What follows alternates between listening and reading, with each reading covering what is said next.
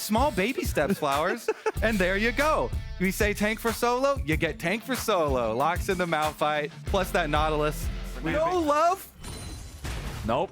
He's The abandoned dog here, running back to the... He's got to have a dive. He must have a dive timing he's trying to work on for Renekton there then. I guess. There's got to be some reason. Normally you just turn around and slap it.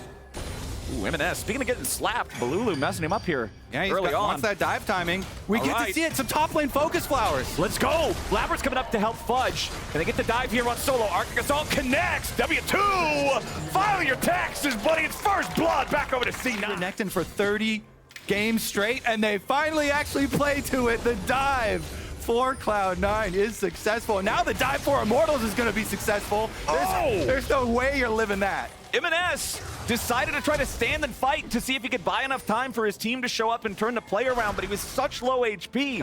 He is up a couple of waves of farm over solo here on the Renekton versus Malphite matchup. Now, of course, playing Malphite, as long as your R key is not broken, you will have presence in the game. Oh man, they're going to return to it too, Blabber.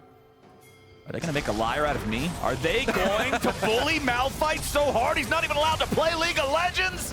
No, sir, it's actually Solo getting the kill first there from the turret aggro. Blabber nearly gives over a double, 17 HP left on the Sejuani.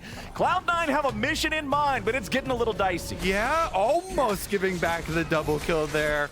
Tiny bit more, and Immortals would have been super happy with that. Solo at least getting one counter kill for himself while his team is able to get the cross-map dragon here. So they pick up the objective in the aftermath. And while Cloud9 seem like they are on a mission to give Fudge some love after the interview yesterday and top lane being ignored. Or melee minions. Oh!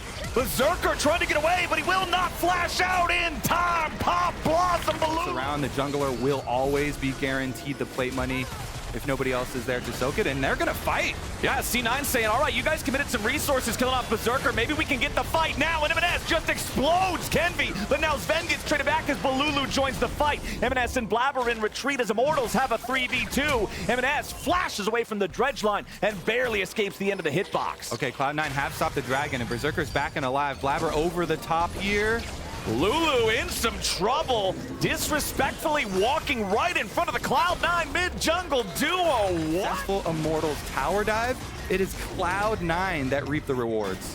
Lulu wants that one back. I'll tell you that right now. Just walking through that little pathway next to the Raptor camp, given tweeted, so not nearly as scared of the Croc as he used to be. Patience.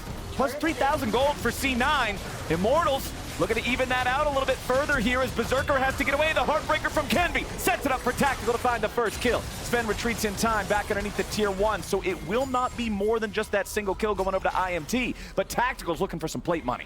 And they want to teleport behind here from Cloud9. They want to catch some extra kills on the way out again.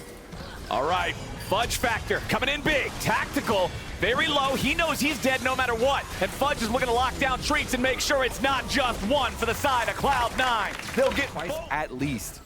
And I just want to point out for anybody that didn't notice it on the left side of the screen right there, Blabber is the richest player on some. And if you're Immortals, man, contesting any of these neutral objectives means having to get through the brick wall that is Blabber Sejuani. But a nice engage coming out from Balulu yet again. This time it's going to be a shutdown on M&S to start things off. Immortals still looking for more. The four-man crew, they're going to get through that brick wall. Rainbow's down! Wreck them, baby, the Rainbow. They're going to dive again, Flowers. They don't care about it as much. They open up the playbook. He's ready to go. Berserker already flashed. Solo's over the wall. Balulu's over the other one. Berserker's going to be the target. And Immortals just collapse.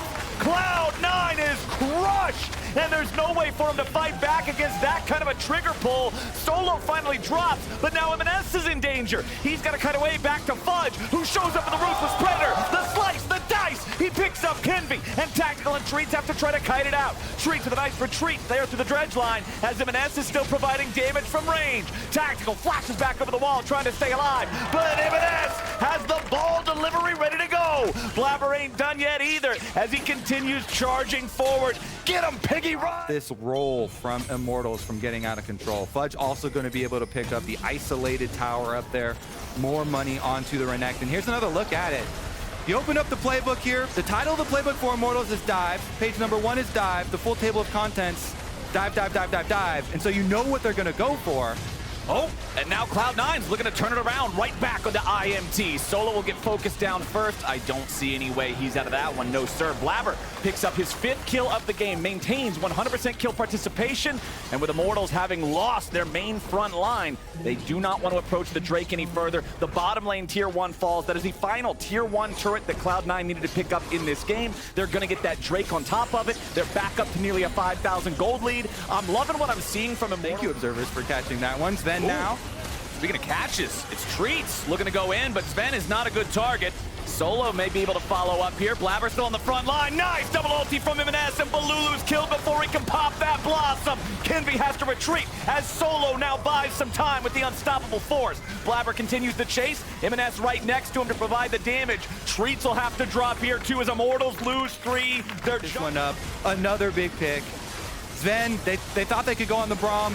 That is, in the history of League of Legends, one of the very worst. 2 minutes remaining on that timer. This is tough stuff for Immortals to try to weather the storm here, but that's the only thing they can do. M&S is going to push up the mid lane wave as Fudge and Berserker escort the bottom lane wave to collide with the enemy tier 3 turrets at the same time, making sure they maintain multiple points of pressure, pulling Immortals back and forth between these lanes as Blabber and Sven once again frontlining. M&S takes a little damage, but he does not care. Blabber soaking all sorts of hits, but he still disengages in time. Now Sven stuck in the front. He's going to drop, and Fudge is soaking the damage next. Kenvi has to try to get away, and he'll survive for now. A shutdown back of a tactical as he picks up Fudge. It's looking for the angles. Tactical, he has flash. Oh, just going to disengage there. Good enough so far, but Blabber's not done. Shockwave sets it up. M&S picking up another kill there, nice and easy. Double when you add Treats into the mix. Game, it's looking like this one's just about done. C9 picking up mid lane inhib now. Not gonna force this. For yourselves and hope that that is going to be enough money to try and make another successful dive play, because we did see at the gates at least. Yeah. So well, maybe it's a little bit harder than I might have thought it would have been at first, as Kenvi instantly loses half of his HP to a Shockwave combo there from Orianna. Baron's already dead before Immortals can even make it into the scene. M&S is targeted there by the ulti coming out from Treats, but it won't matter. There's no follow-up. A nice use of the stasis as Fudge cuts down Tactical. Blabber's leading the charge, and Solo's stunned up. Kenvi can't deal with the piggy, and now he's got to use the Heartbreaker back over the wall. He just brings C9 to his own teammate. Kenvi has condemned Treats to die with him, as Immortals will all get wiped off the map. There goes the Nautilus. Sven ends up picking up the kill credit there with the Ignite. Kenvi's trying to run away, make it so they can't have the ace, but C9 is already onto the Nexus. Sven's hunting him still. He doesn't want to let him go. He's going after Viego, and honestly, I think Braum wins these. The Nexus is dropping. The Glacial